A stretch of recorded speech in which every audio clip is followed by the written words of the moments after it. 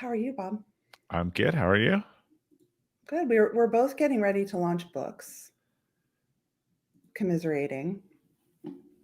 Not our first books. No, it's hard. It is. Writing the book is about 30 to 40% of the work, I think. I think so too. And the thing that I was marveling and I was going to talk with you about. Um, so right before we went online, I was on LinkedIn, and a really good friend of mine who also has a book coming out at the same time as we do. Her book was picked up in Adam Grant's top books I'm looking forward to. And I have to tell you, everyone, the wave of FOMO, and I love this woman, and we're doing events together, and it's like I feel so proud of her. But I was so just stabbed through the heart with FOMO and anxiety. Yeah, it's look, you're putting yourself out there, you're putting your name, you're putting your work. A lot of this stuff is all quid pro quo and rearranged, but it is very personal, right? And even though it's not a book about you per se, it's very personal and it's hard to detach those things. And when you know other people, and it's emotional. If you haven't published a book before, and publishers are great and they print the book and do all this stuff, but marketing that book and getting it out there and all that stuff, it is 100% on you. 100%. Yeah. Crystal says, listen to Tim Ferriss' interview with James Clear, good information about launching a book. You are the second person who recommended that to me, Crystal, so I should probably check it out. Yeah. Although, sometimes if you want to make yourself feel bad, listen to like Tim Ferriss or Jim Clear, like the people who've, he had a $2 million, I think, copy sale. So that's kind of like learning, like some basketball tips on how to be a better athlete from LeBron James. Like, Right. you almost may want to look at more of the like contemporary examples than the standard deviation away examples. I think that's wise advice to my point about FOMO. Okay, the Yeah. whole interview is mind blowing. I'm going to listen. You're the second person who said it. I'm sure it'll make me feel bad about myself, but Yeah. that's fine. But also, like, James Clear wrote articles and did stuff for 8 years before he hit the hockey stick. Like, a lot of times, we hear it's funny. I just had this discussion. A person I have on my podcast was to your exact point. The FOMO was coming up. I heard him speak years ago. He was the founder of Waze. And I remember hearing this narrative that Waze came out of nowhere and it sold for $4 billion to Google in 6 months. And I was like, that lucky bleep, but whatever. His story was so far from that. Like, it was like 10 years of failure and giving up all the equity. And it actually, the narrative that people had made, I think, was to make them feel better about themselves, that like this overnight success thing was just totally not true. So yeah, James Clear had this home run, but James Clear wrote like an article a week for 8 years, before people started paying attention to the stuff. It's so funny. My husband and I want to talk about business in a minute. My husband and I were both small business owners for about 12 years at the same time. And we would sort of look at each other and be like, this is just a slog. It's just a slog. Yeah. Whether you have a hockey stick or you just have a really nice small business, it just every day. And I think launching a book is the same thing. Every day you just show up. Yeah. And you don't know which thing will hit. And I said, I tend to go back to the 80-20. You do 100 things. You don't know which thing will hit. You show up, you put it in. Look, all this stuff is not, I mentioned this recently talking to someone. When I went back, I don't know if you've seen this, I went back to a bunch of podcasts that when I originally launched Elevate a few years ago about coming back on and visiting, and half of them weren't doing podcasts anymore. And these were pretty prominent people. And I think that, like, again, they wanted something out of it. I don't know, maybe it's the karmic universe thing. I think you just have to put in and do a quality product. I think people started a podcast, they wanted to, I don't know, be famous, or they wanted to make their business make more money. And it's a lot of work and it's a lot of time. And when they weren't getting what they wanted out of it personally, so they stopped. Versus, I think a lot of like the James Clear, they put an article of value to the world, into the world every week for 8 years. Yep. And eventually the sort of 1% gains started to The to world hockey caught stick. on. So I think, yeah, you need to show up and do it. You don't get the feedback every day, but I think understanding why you're doing it is important to that as well. Yeah. And my one more piece of advice, just from my former life as a political fundraiser, is, we would always say, until your list hits 10,000, it's really painful, slow, incremental growth. Yeah. And then you hit that certain number and everything changes. And, it's that first 10,000 that can take 10 years or longer. So you just sort of summed up your entire approach to capacity building and business in what value do I get out of it? In terms of, oh, you're In saying, terms of in terms of what keeps you engaged in your work, in right. terms of what keeps your people engaged. Yeah, and I Talk think about that. that, yeah. So when I talk about a capacity building in this four elements, spiritual, intellectual, physical, and emotional. Spiritual starts with, what are your core values? What's important to you? What do you do well? Not what do you do well? How do you understand that? So like my dominant core value and sort of why is find a better way and share it. Right. So for me, the podcast is a manifestation of that. If I am having fascinating conversations about interesting things with people, and lots of people are listening to that and learning from that, I'm actually getting I'm getting the intrinsic reward that I was looking for. I might lose money on it because I don't spend time with advertising or otherwise, but I might be getting the intrinsic, reward on that.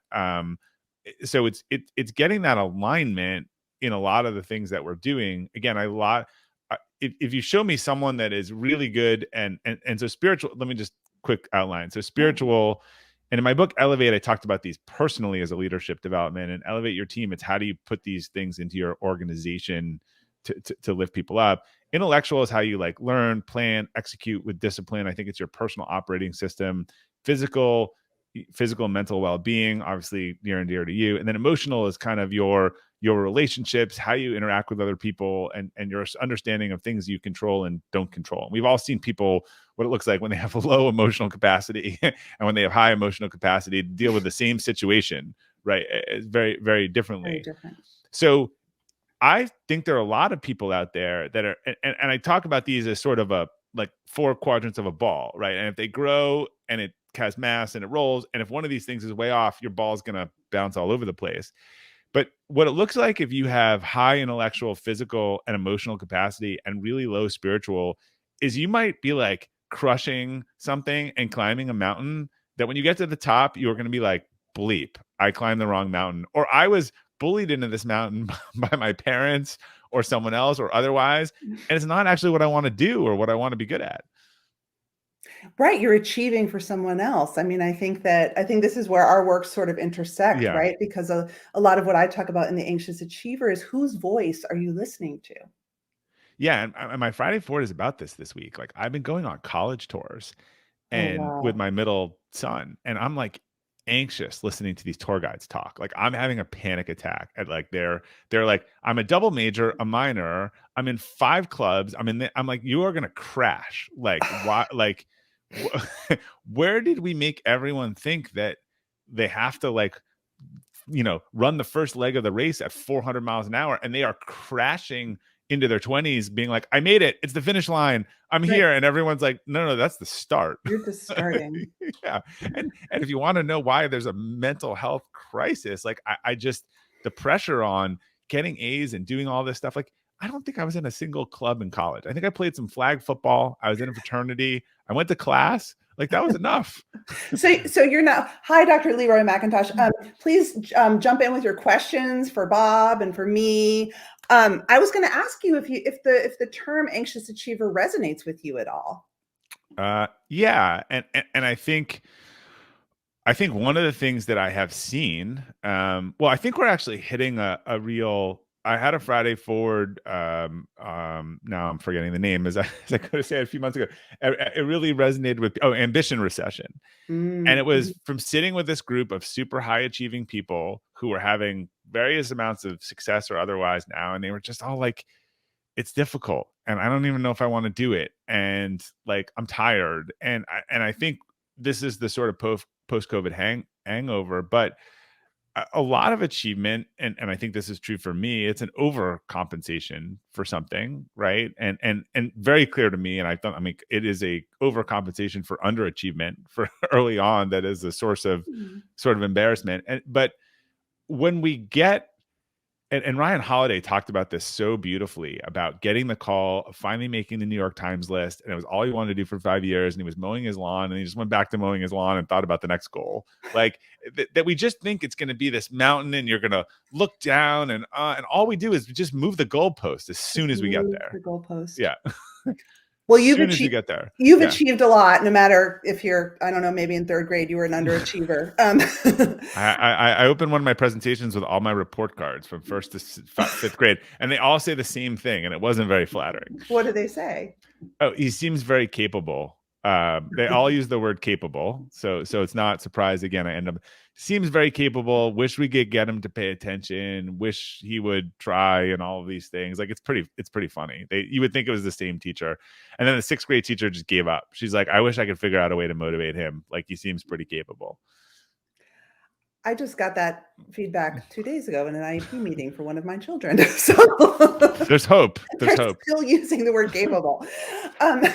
So I want to talk about burnout in the framework of your capacity building lens. You have, well, tell us about your new book, and then tell us about why you think that the time is now for the framework you're presenting us. Yeah. So the framework is like, again, how do you think about an organization in this way? And what is the new playbook of leadership? Particularly, I think we're done with the growth for growth's sake, free money kind of growth period. You know, I'm sure it'll come back, but for a little while. But when you think about the way a lot of these companies grow, it's like, look, we want to get from here to here. And think about like that line, like crushing people's backs. Like we don't like however many people it breaks, or we'll bring in new people or otherwise. But think about that, the reverse, if the people were sitting on it, and it's like, how are the people growing and then maybe lifting the line? You talk about the valley of death, right? Which is that moment when it's like, yeah, but the way a lot of organizations have grown and are hyper is to just grow and like then deal with the consequences on the humans versus, hey, what if we could help elevate our people, create a healthy high growth environment where the people are growing, and that is why the organization is growing. And I just think, look, Elon Musk, right? What was it 6 weeks ago? Said to everyone, you're going to have to buckle down and work hard and whatever. And everyone quit like the next day. Hardcore. And everyone quit. And the example I use in the book that I don't think is talked about enough as a negative example, but if we remember when Marissa Mayer came into Yahoo, you know, she was just, I think she's actually one of these rare people that doesn't need to sleep. Like, I think she sleeps 4 hours a night or whatever it is. But she had this storied career at Google, 20th employee, comes into Yahoo. There's all kinds of articles about her 100-hour work week, 130-hour work week. By the way, do the math on the 130-hour work week. It's pretty telling. Like at 7 days a week, it's 6 days a week, not work, 6 hours a day, not working. She also famously turned the office next to her, remember, into the nursery, and that she came back after maternity leave after 2 weeks, built an office, a nursery in there, and sort of leaked to the press that she was working from the hospital bed, and then again tried to say to the women at Yahoo, I'm not expecting this of you, but if there's one thing I've learned as a leader, as a parent, people do not do what you say. They do what you do. And you look over the course of her tenure, they acquired 53 companies in 5 years that were basically worthless. The company had a 30%, I think, approval rating at the end. The turnover, the stock was actually worth a little more. It's kind of a misconception because they owned Alibaba stock. They had invested in it. So I actually think the value of Yahoo could decline precipitously, but most of the value of Yahoo is this other stock they own. So here was this company that was just work. And it wasn't 80-20. It wasn't smart. And it just didn't work. And she's, no pun intended, she hasn't even been mentioned. She probably doesn't have to work, for another job since then. But that was like 10 years ago, people were really celebrating like the no sleep 100-hour work. I think if you even wanted to do that today and you tried to do that, you wouldn't, as Musk saw, you wouldn't have everyone in line. People are exhausted. That's the problem, is you're starting. I think I wonder what you have to say to people now who are trying to grow, even if they're individuals like me, but their baseline is really burnt out. Yeah. As my friend Daisy Oj Dominguez says, burnt crispy. So Yeah. the baseline is burnt out. Like, what if And they, leaders are the most, I actually think leaders carried the water the last couple of years. I've talked to a lot of them. They're like, look, I just kept hearing from my single employee, about because they're watching the news too much, they're still employed or whatever. And I've got my parents, I've got my kids, I've got my employees I'm worried about. And I think they carried the water. And then I think last year they just broke, or the great resignation kind of broke them, because they felt like, great, I did all of this stuff to protect everyone for 2 years. And now like, they'll just leave me for $5,000 more. exactly. I think that mentally broke more leaders than people realize. But yeah, you're starting from this place. So I, yeah, I think there's a reframe around how do we build environments that are about learning and growth, but we're also fine telling people check out, or don't email at night, or take a vacation and I don't want to hear from you. And that has to be modeled from the leaders. I used to write a lot about how this notion of holistically working on improving employees was because they are not different at work and not at work. You are not poor time management, financial management, health, and you walk into work doing that. Well, that was when you actually work and home were separate. Now it's really not different, right? I'm not. So if I wake up and I start my day with with looking at my cell phone and reading news and forgetting to eat bread, like that is going to translate into my workday. And so this to me is the incredible opportunity leaders have, is to try to help people improve holistically. They will associate the benefits of that with their workplace, but you also they get benefits outside of work, and you get benefits within the workplace. One of the things I love the most about your framework, and again, coming from a political and organizational and nonprofit consulting background, is we talk a lot about organizational capacity building, right? In that when you're growing and you go from a $1 million nonprofit to a $10 million nonprofit, you have to build a lot of internal capacity to get there. And I don't think we think of ourselves as beings that need to build capacity for the long run in the areas of our life that matter for us. I just love that about your Elevate model. I think it is so, so special because it's a place of strength. It's me saying, I know that this is important to me. And so I am going to build that muscle, that strength, that space so that I can take advantage of it versus a feeling of trying to work from scarcity. Yeah, look, everything is changing. Remember, ChatGPT has existed for 6 weeks, and look how it's it's blown up our world. So everything's changing, and I think that we need to think about how do we get better? How do we fit into that? How do we improve? I don't think anything that sort of sits still ever has an advantage, but it's not. The key thing is like capacity building. And this is a really important analogy. It is not about doing more. Right. In some cases, it might be doing less. I use the example of an operating system, because if you upgrade an operating system in some area, it runs the program more efficiently and uses less resources, right? For example, in intellectual capacity, like in this example in the book, if you've never had a difficult performance conversation, right, you are going to maybe lose 5 nights of sleep, beforehand. You are going to blow that. You are going to make a mess out of it. And like HR is going to have to clean it up later and all. And so this was just, however, if you've been trained, if you practice these conversations, if you've had appropriate thing, and you know how to go have one effectively, it's the same thing, but with a tenth of the effort, right? So in a lot of these areas, knowing how to do something better, having more training on it, having more capacity or ability makes the task easier and less time. This is not a more is more type thing. I think that's really important. I want to talk about the emotional part, of course. Yeah. And you talk about vulnerability. I think we're aligned everywhere that vulnerability is a leadership strength, especially post-pandemic. The power to be vulnerable with each other at work is important. But you say understanding that vulnerability is important is different than building it as a core capacity of the organization. Yeah. How do you build vulnerability as a core capacity? I feel like this is a question that a lot of people are struggling with. Yeah, so it's funny. We hear a lot about psychological safety, right? I Yeah. think that's what people are looking for. But like a lot of things that people talk about, I don't know that they have a they don't know what it means. So the simple thing so psychological safety to me is trust at scale, right? Mhm. So you and I could build trust on a one-on-one basis, but when you have 4 or 5 people, how do you have sort of operational trust built into an organization? It's at And the that team level. I mean, I think that's something yeah, really it's important about at the psychology. team level. Like, how do you Psychological walk safety. into a team? Yep. So there, look, this is where you normalize feedback. Like you learn how to, first of all, you get feedback, you give feedback on a regular basis. It's about task. It's not about the person or the characteristic.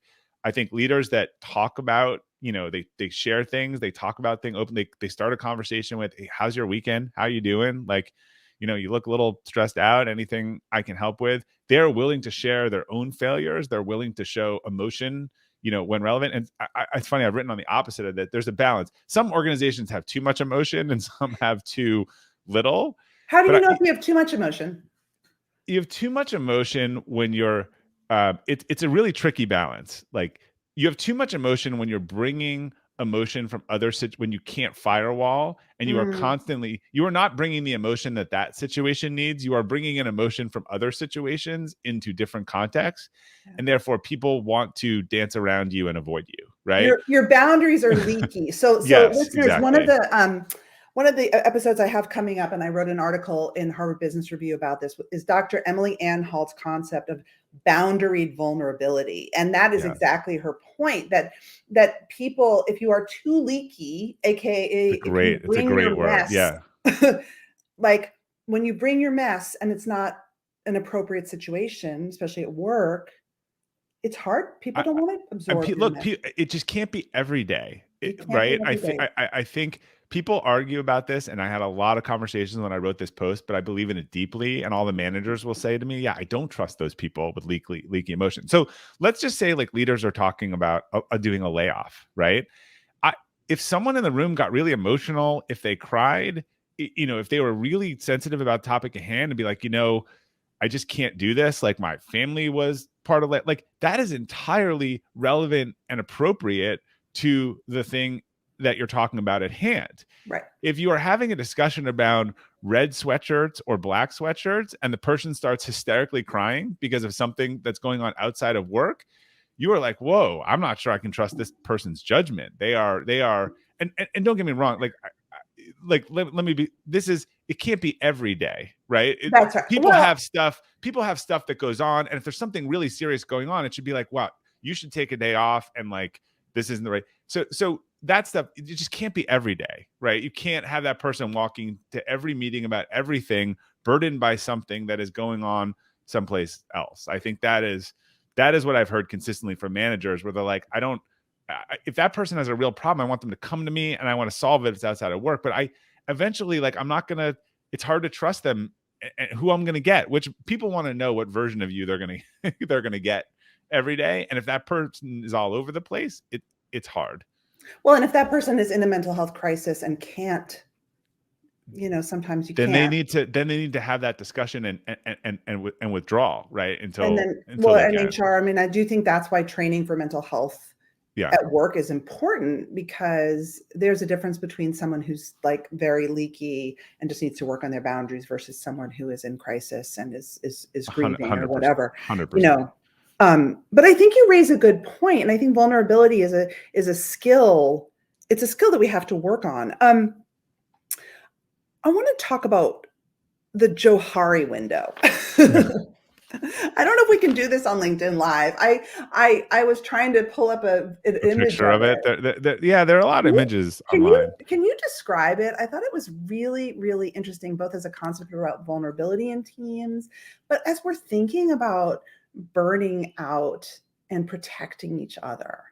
Yeah, it's funny. It's I always joke that they were better psychologists than marketers, because I think it was Joe and Harry came up with the Johari window. You're Um, kidding. no, they were two. That's where the name comes from. It's But Johari. yeah, I'll put it in notes. so yeah, you could probably link to an image even in Mhm. the LinkedIn chat. But it's a simple 2x2 matrix, and it's what you know about yourself and what other people know about you.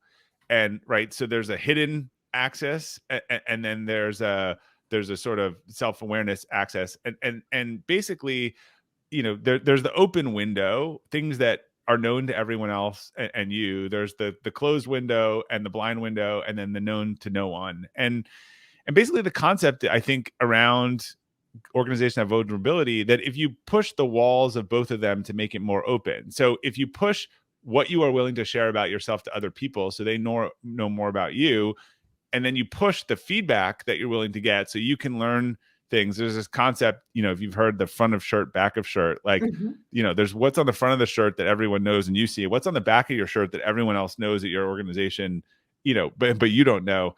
So if you push both the axes, then the open window becomes bigger, which is more things are known to more people, right? You know more about yourself, they know more about you, and you're operating from this place of some of the stuff we withhold, but some of the stuff maybe we just haven't discussed, and so we haven't realized it. And I think there is more trust and vulnerability in an open, as you push that window open.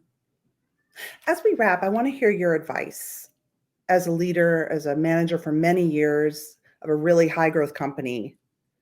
If you are feeling your team is burning out, you're burning out, but there's no stopping, like, what do you do? I think there's two key things, and I talked about them in the physical capacity section. One, you got to set up some boundaries, right? There's got to be off time, quiet time, you time, recharge time. I mean, we have over the years had a program where we paid part of our wellness bonus to people who went on vacation and did not communicate at all with the organization, right? So that is an incentive. And by the way, a lot of people go on vacation and they're checking on everything because they've designed it all to run through them. So they've created the problem, if we want to be honest about it. So what you incentivize is the behavior you get, right? And so we're like, look, we're so serious about this. Like, again, you can have money to your vacation if you totally unplug. And we don't want to hear from you. So I think people need boundaries.